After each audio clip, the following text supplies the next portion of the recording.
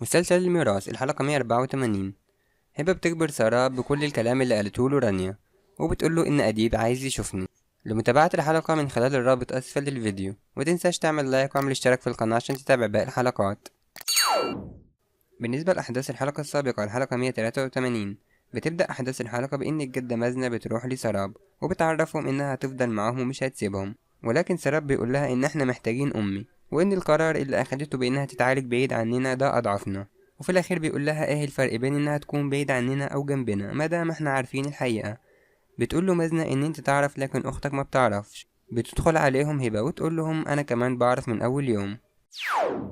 حور بتروح مكتب عهود وبتلومها على موقفها مع إبراهيم، خصوصا بعد ما قالت لها حور كل حاجة بخصوص موضوعهم في البداية.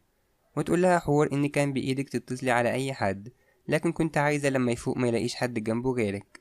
لكن عهود بتقول لها كل ده غلط، وإبراهيم في الصبح لما جيت المستشفى ومشيتي رغم كل اللي عملته علشانه قال لي روحي ولا ترجعي مرة تانية. وفي الأخير حور بتقول لها هو قالك كده بس انت عنيدة وهترجعي، بس لو عندك ذرة أخلاق وكرامة اطلعي من المكتب ومن الشركة ومن حياتي كلها. بعدها بتحكي لهم هبة إنها كانت بتعرف من البداية. سراب بيطلب من جدته إنهم يسافروا لأمهم، وبيقول لها إنها هتبقى أقوى طول ما إحنا جنبها. عهود بتدخل في حالة عصبية وتكسر كل حاجة في المكتب حواليها. بيدخل يوسف عليها وبيسألها إيه اللي بيحصل هنا. بتتعصب عليه عهود وتقوله أنت مالك وإيه دخلك بحياتي ويا ريت تطلع برا مكتبي. ويوسف بيتعصب عليها ويقول لها أنت ما تعرفيش أنا مين.